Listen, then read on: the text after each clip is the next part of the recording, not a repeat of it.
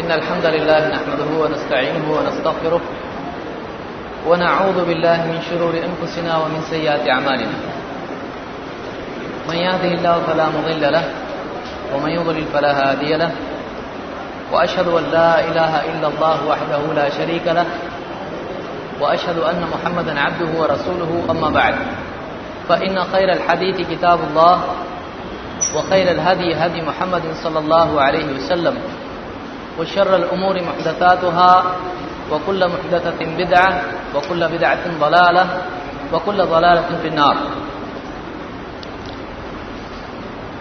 اس سے پچھلی مجلس میں تقلید شخصی سے متعلق بعض شبہات، ڈاؤٹس جو عام طور سے پیش کیے جاتے ہیں اور ان کے جوابات، 12 شبہات اور ان کے جوابات ہم نے دیکھے. اب آئیے آگے بڑھتے ہیں اور تیسری فصل جو اس موضوع سے متعلق ہے، اس کا تیسرا حصہ، کوئی شخص کی مذمت جو سنت کے مقابلے میں رائے پیش کرے. دین یہ ہے کہ ایک آدمی اللہ اور اس کے رسول کی بات جب سامنے آ جائے تو سر تسلیم خم کر دے، اس بات کے آگے جھک جائے، اس بات کو مان لے. لیکن اگر دلیل کے سامنے آ جانے کے بعد بھی ایک آدمی اس کے مقابلے میں کسی شخصیت کو، سماج کو، اپنی ذاتی رائے کو یا اس طرح کی کسی اور چیز کو پیش کرے تو اللہ تعالیٰ کو یہ چیز پسند نہیں ہے. اس سلسلے میں ہمارا اپنا تجربہ بھی ہے کہ بعض اوقات، بلکہ اکثر اوقات، ایک حدیث کسی کے سامنے پیش کی جاتی ہے، وہ کہتا ہے سب ٹھیک ہے لیکن فلاں صاحب تو ایسا کرتے ہیں، فلاں تو ایسے ہیں، اتنا بڑا مدرسہ ہے وہ کیا غلط ہیں کیا، دنیا میں اتنے لوگ ہیں وہ سب غلط ہیں کیا، بعض زیادہ غلط ہیں کیا. تو ایک آدمی کے سامنے سنت آ جانے کے بعد اور واضح دلیل آ جانے کے بعد ایک آدمی دوسروں کا نام لینا شروع کرے تو آپ نے دیکھا کہ ابن عباس، ابن عمر اور اسی طرح سے دوسرے صحابہ، ان کا منہج یہ تھا کہ وہ اس کو پسند نہیں کرتے تھے. تو دلیل کے مقابلے میں شخصیت نہیں چلتی ہے. شخصیت کی تعظیم اپنی جگہ ہے، علماء کی قدر اپنی جگہ ہے، چاروں اماموں کی تعظیم اپنی جگہ مسلم ہے.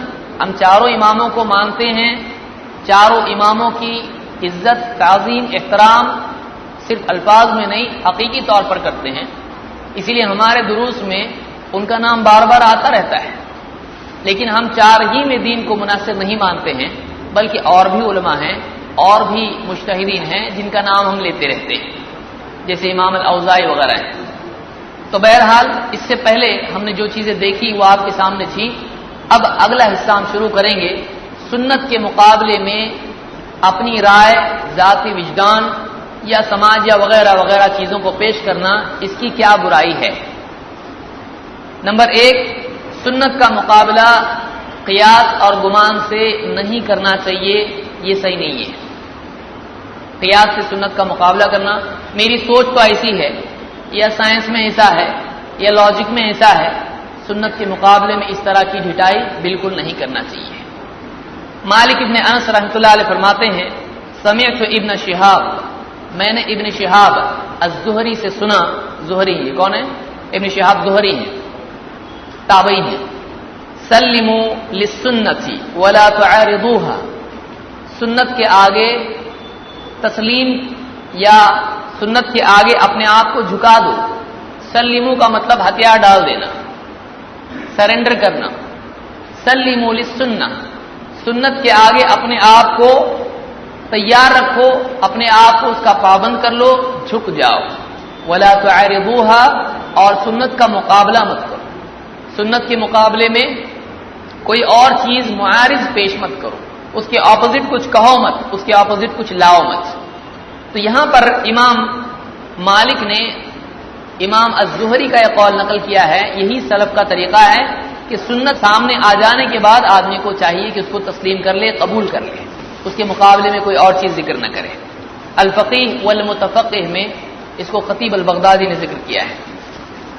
مخلد ابن حسین رحمہ اللہ فرماتے ہیں امام الاوزاعی نے مجھ سے کہا قال لی الاوزاعی یا ابا محمد اذا بلغك عن رسول الله صلی اللہ علیہ وسلم حدیث فلا تظنن غیرہ ولا تقولن غیرہ فإن محمدا انما كان مبلغا عن ربه۔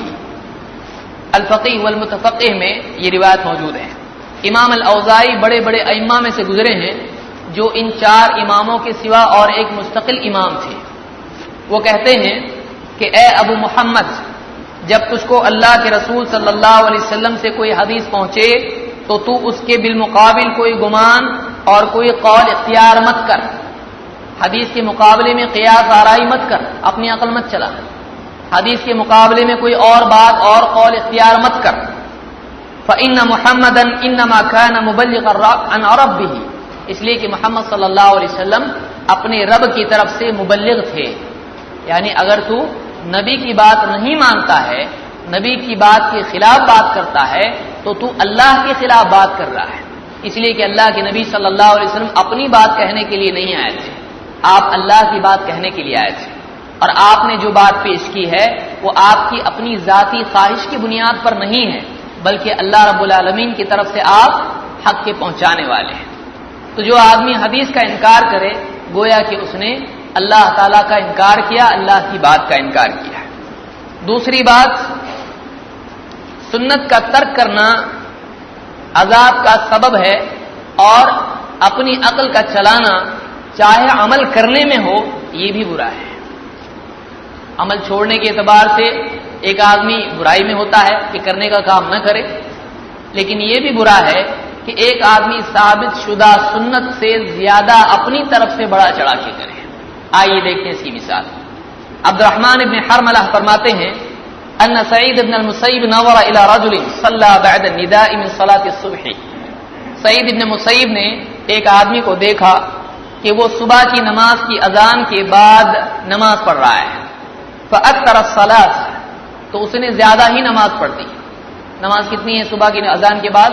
2 رکعت، لیکن اس نے 2 سے زیادہ پڑھنا شروع کر دیا۔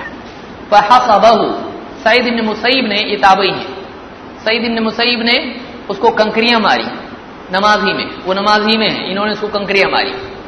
ثم قال اذا لم يكن احدكم يعلم فليسأل، تم میں سے جب کوئی نہیں جانتا ہے تو اس کو چاہیے کہ پوچھے، معلوم نہیں تو پوچھو، کچھ بھی اپنے دل سے مت کرو۔ انه لا صلاة بعد النداء الا ركعتين، اس لیے کہ اذان کے بعد 2 رکعتوں سے زیادہ نہیں ہے، سوائے 2 رکعتوں کے اذان کے بعد فجر کی کوئی نماز نہیں ہے۔ قال فانصرف، وہ آدمی نماز پڑھ کے مڑا۔ فقال یا ابا محمد، اس نے کہا اے ابو محمد، اتخشى ان يعذبني الله بكثرة الصلاة، کہ آپ اس چیز سے ڈر رہے ہیں کہ میں زیادہ نماز پڑھوں گا تو اللہ مجھ کو جو ہے ناراض ہوگا، مجھ پر غصہ ہوگا، مجھ کو عذاب دے گا؟ یعنی میں زیادہ پڑھ رہا ہوں، زیادہ پڑھنے میں کیا عذاب ہوگا، نماز ہی تو پڑھ رہا ہوں۔ قال بل اخشى ان يعذبك الله بترك السنة، انہوں نے کہا کہ نہیں، بلکہ میں اس بات سے ڈرتا ہوں کہ تو سنت چھوڑنے کی وجہ سے اللہ تجھ کو عذاب دے گا۔ بہت سارے لوگ اپنی طرف سے سنت میں اضافہ کرتے ہیں، بہت سارے لوگ مثلا قرآن خوانی کر رہے ہیں یا فاتحہ دے رہے ہیں، ان کو سمجھ میں نہیں آتا ہے کہ جو ہم عمل کر رہے ہیں وہ غلط کیوں ہے۔ وہ کہتے ہیں قرآن پڑھنے پہ اللہ عذاب دے گا، قرآن خوانی میں قرآن پڑھ رہے ہیں، غلط کیا ہے؟ فاتحہ میں سورہ فاتحہ پڑھ رہے ہیں، غلط کیا ہے؟ وہ صرف ایک جز کو دیکھتے ہیں، پورے مسئلے کو نہیں دیکھتے ہیں کہ یہ عمل اللہ کے نبی صلی اللہ علیہ وسلم نے نہیں کیا ہے۔ یہاں پر انہوں نے بھی یہی کیا، جب انہوں نے اس کو منع کیا تو اس نے کہا کہ میں 2 رکعت سے اگر زیادہ پڑھ رہا ہوں تو نماز ہی تو پڑھ رہا ہوں، کیا زیادہ نماز پڑھنے پر اللہ عذاب دیتا کیا؟ یہ کیسے لاجک کا اینڈ اکثر جو ہے کتاب و سنت کے بالمقابل ٹریجک ہوتا ہے۔ ایک آدمی اپنی عقل چلائے کتاب و سنت کے مقابلے میں تو ایسا آدمی گڑھے میں گرتا ہے۔ اللہ کے نبی صلی اللہ علیہ وسلم کی سنت کے مقابلے میں اس نے کیا کہا؟ جب 2 سے اللہ خوش ہوتا ہے، 4 سے کتنا ہوگا؟ زیادہ، 6 سے اور زیادہ، تو یہ لاجک ہے۔ جب تھوڑے سے خوش ہو رہا ہے تو زیادہ سے زیادہ خوش ہوگا۔ تو اس نے کہا کہ کیا اللہ مجھ کو زیادہ نمازیں پڑھنے پر عذاب دے گا؟ انہوں نے کہا نہیں، زیادہ پڑھنے پر نہیں، سنت چھوڑنے پہ عذاب دے گا، کیونکہ 2 سنت ہے، 2 سے زیادہ تو پڑھ رہا ہے، نبی نے 2 سے زیادہ نہیں پڑھی، تو بڑھا رہا ہے، یعنی تو زیادہ سمجھدار ہے۔ اللہ کے نبی صلی اللہ علیہ وسلم نماز کو پسند کرنے والے نہیں تھے، آپ کی آنکھوں کی ٹھنڈک نماز میں تھی۔ جب آپ نے زندگی بھر فجر کی نماز اذان کے بعد میں، نماز کے بیچ میں فرض اور اذان کے بیچ میں 2 سے زیادہ کبھی نہیں پڑھا، تیری عزت اور شرافت اس میں تھی کہ تو 2 سے زیادہ نہیں پڑھتا ہے، کیونکہ جو نبی نے عمل کیا ویسا ہی کرنا چاہیے۔ تو زیادہ پڑھ رہا ہے تو تجھ کو ترک سنت پر اللہ عذاب دے گا۔ اس کو بھی خطیب البغدادی نے الفقیہ والمتفقہ میں ذکر کیا ہے۔ تو اس سے بھی دوسری چیز معلوم ہوئی کہ سلف کے نزدیک سنت کا ترک کرنا چاہے کثرت عمل ہو یہ اچھا نہیں مانا جاتا تھا۔ تیسری چیز، یہ اکثر بدعتی فرقوں کی علامت ہے کہ وہ سنت اگر ان کی خواہش کے خلاف ہو تو کسی نہ کسی طرح سے حدیث کو ضعیف قرار دے کر اس سے جان بچانے کی کوشش کرتے ہیں، چاہے وہ بخاری کی حدیث ہو، چاہے وہ مسلم کی حدیث ہو، چاہے اس کے راوی کتنے ہی ثقات کیوں نہ ہو، تو اگر ان کو موقع نہ ملے حدیث کی ضعیف کرنے کا تو کم سے کم اس کو منسوخ بنانے کی چکر میں پڑے رہتے ہیں، یا اس کے کچھ ایسے معنی نکالنے کی کوشش کرتے ہیں جو حدیث میں گنجائش نہیں نکلتی ہے۔ نعیم ابن حماد رحمہ اللہ فرماتے ہیں، من ترک حدیثا معروفا فلم يعمل به، جس نے ایک معروف حدیث چھوڑ دی اور اس پر عمل نہیں کیا، یعنی ایک دم صاف ستھری واضح حدیث ہے، معتبر حدیث ہے، معروف حدیث ہے، اس کو چھوڑ دیا، اس پر عمل نہیں کیا، واراد له علة ان يطرحه فهو مبتدع، اور اس نے تمنا یہ کی کہ کسی طرح سے اس میں کوئی کمزوری ظاہر ہو جائے کہ اس کو چھوڑ دے، تو ایسا آدمی بدعتی ہے۔ کیوں؟ اس لیے کہ پہلے فیصلہ دل میں کیا، پھر حدیث کو کسی طرح سے ریجیکٹ کرنے کا راستہ ڈھونڈ رہا ہے، تو یہ سنت پر عمل کرنے کے بجائے خواہش کے مطابق عمل کر رہا ہے۔ لیکن جس کو سنت کا شوق ہوتا ہے وہ بولتا ہے بھائی کدھر سے بھی حدیث ملے، جیسی بھی حدیث ہو ہم کو تو سنت پہ چلنا ہے، جو ثابت ہوگا اس پر عمل کریں گے۔ تو یہ جو ہے یہ عام طور سے یہ خوبی ان لوگوں میں پیدا ہوتی ہے جن کا مقصود سنت ہوتا ہے، شخصیت نہیں ہوتا ہے۔ جب شخصیت مقصود ہو جاتا ہے تو حدیثوں کی رد کرنے کے لیے جو بھی شخصیت سے ٹکرانے والی حدیث ہے کیسا بھی کر کے اس کو چھٹی کر دو اس حدیث کی، یہ مزاج پیدا ہوتا ہے۔ نمبر 4، اس شخص کی برائی جو اپنی رائے کی بنیاد پر نبی صلی اللہ علیہ وسلم کے حکم سے اعراض کرے ہے۔ دیکھیے اس کی مثال، سالم ابن عبداللہ فرماتے ہیں، ان عبداللہ ابن عمر قال سمعت رسول اللہ صلی اللہ علیہ وسلم یقول، عبداللہ ابن عمر نے کہا کہ میں نے اللہ کے رسول صلی اللہ علیہ وسلم سے سنا، فرماتے تھے، لا تمنعوا نساءکم المساجد اذا استأذنکم الیہا، اپنی عورتوں کو مسجد جانے سے روکو مت جب وہ تم سے اس کی اجازت مانگیں۔ عورتیں اگر مسجد میں نماز پڑھنے کے لیے جانا چاہتی تم سے اجازت مانگیں تو ان کو منع مت کرو، اجازت دو۔ عورت کے لیے ضروری ہے بغیر اجازت کے نہ جائے، شوہر کے لیے چاہیے کہ عورت اجازت مانگے تو دے۔ فقال بلال ابن عبداللہ، ان کے بیٹے بلال اس کا نام، بلال ابن عبداللہ نے کہا، واللہ لنمنعہن، ہم ان کو روکیں گے، اللہ کی قسم ہم تو روکیں گے ان کو۔ قال فاقبل علیہ عبداللہ فسبہ سبا سیئا، عبداللہ ابن عمر اس کی طرف متوجہ ہوئے اور بہت ہی سخت بات اس کو کہی، انہوں نے بہت ہی سخت بات، بری بات، ایسی سخت بات اس کو کہی۔ ما سمعتہ سبہ مثلہ قط، میں نے اپنی زندگی میں اتنی بری بات ان کے منہ سے نہیں سنی تھی، ایسی سخت بات کہہ دی اس کو۔ وقال اخبرک عن رسول اللہ صلی اللہ علیہ وسلم وتقول واللہ لنمنعہن، میں تجھ کو اللہ کے رسول صلی اللہ علیہ وسلم کی طرف سے حدیث سنا رہا ہوں، تو کہتا ہے ہم اس کو اللہ کی قسم عورتوں کو منع کریں گے، روکیں گے، یعنی میں حدیث بول رہا ہوں تو حدیث کا الٹا بولتا ہے، بہت ڈانٹا۔ ایک روایت میں ہے فضرب فی صدرہ، اس کے سینے پہ گھسا مارا، اس کے بیٹا ہی ہے، سینے پہ مارا اس کے، فضرب فی صدرہ وقال احدثک عن رسول اللہ صلی اللہ علیہ وسلم وتقول لا، میں تجھ کو اللہ کے رسول صلی اللہ علیہ وسلم کی حدیث بیان کرتا ہوں تو بولتا نہیں۔ تو صحابہ اس کو پسند نہیں کرتے تھے کہ لوگ اپنی رائے سے حدیث کے بالمقابل کچھ کہیں۔ ایک روایت میں کہ اس بیٹے نے کہا کہ نہیں وہ تو فتنے پیدا کریں گی اگر جائیں گی تو، دغلن وہ فتنے پیدا کریں گی اگر مسجد جائیں گی، تو انہوں نے اس طرح سے اس کو ڈانٹا، اس کو پیٹا اور اس کو برا بھلا کہا۔ اسی طرح سے آپ دیکھیں کہ صحابہ کا منہج اس سلسلے میں کیا تھا، حدیث کی سنت کی غیرت ان کو کتنی تھی۔ عبداللہ ابن مغفل رضی اللہ عنہ فرماتے ہیں انہ رأى رجلا یخذف فقال له لا تخذف، انہوں نے ایک آدمی کو دیکھا وہ خذف کر رہا تھا۔ خذف کیا ہے؟ کنکریلی یوں مارا، کنکریلی یوں مارا۔ لوگوں کو عادت ہوتی بعض اوقات، اب اس کو بھی عادت تھی کیونکہ سکون سے انگلیاں بیٹھ نہیں سکتی اس کی، تو اس نے، ابن الجوزی بھی کہتے ہیں سید الخاطر میں، ایک آدمی کو آپ کہو کہ دن بھر بھوکا رہے تو اس کے لیے آسان ہے، لیکن کنکریوں کو مت چھو بولے تو اسی کو چھوئے گا۔ آدمی کی فطرت میں اس کو کچھ تو چاہیے، مسجد میں آئے گا چٹائی سے کھیلے گا، دھاگا اس کو توڑے گا، ادھر ادھر دے گا، کوئی دے گا کیا۔ قال له لا تخذف، انہوں نے کہا خذف مت کر، اس طرح سے انگلی میں پکڑ کے کنکریاں مت مار۔ فإن رسول اللہ صلی اللہ علیہ وسلم نہى عن الخذف، اس لیے کہ اللہ کے رسول صلی اللہ علیہ وسلم نے خذف سے منع کیا ہے۔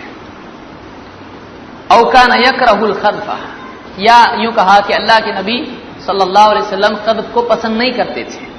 وقال انہ لا یصاد به صید ولا ينکى به عدو، اور کہا کہ اس سے کوئی شکار بھی مرتا نہیں اور اس سے کوئی دشمن کو بھی کوئی چوٹ پہنچتی نہیں ہے، یعنی یہ ایسا کام ہے کہ اس سے کوئی بڑا کام ہوتا نہیں ہے۔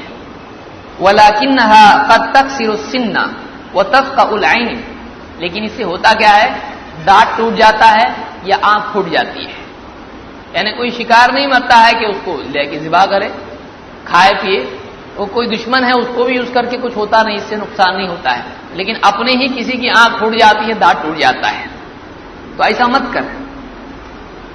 ثم رآہ بعد ذلك یخذف، پھر بعد میں تھوڑے وقت کے بعد میں انہوں نے دیکھا تو پھر سے وہ وہی ڈیوٹی پہ لگ گیا، پھر سے وہی کرنے لگا، پھر سے اسی طرح سے خذف کرنے لگا۔ فقال له احدثك عن رسول الله صلی اللہ علیہ وسلم انه نهى عن الخذف او كره الخذف وانت تخذف لا اكلمك كذا وكذا، انہوں نے کیا کہا، غصہ ہو گیا، دیکھا کہ سمجھانے کے باوجود، اللہ کے نبی صلی اللہ علیہ وسلم کی بات بتلانے کے باوجود پھر وہی کرتا ہے، تو انہوں نے کہا کہ میں تجھ کو اللہ کے رسول صلی اللہ علیہ وسلم کی حدیث بتلاتا ہوں اور تو پھر سے وہی کرتا ہے، تجھ سے اتنی مدت کے لیے میں بات نہیں کروں گا۔ مسلم کی روایت، بخاری کی روایت ہے اور مسلم میں بھی ہے، مسلم کی ایک اور روایت میں ہے، انہوں نے کہا لا اکلمک ابدا، میں کبھی تجھ سے بات نہیں کروں گا۔ یہ سنت کی غیرت ہے کہ انہوں نے جب دیکھا کہ ایسا کر رہا ہے تو کبھی بات نہیں کروں گا تجھ سے۔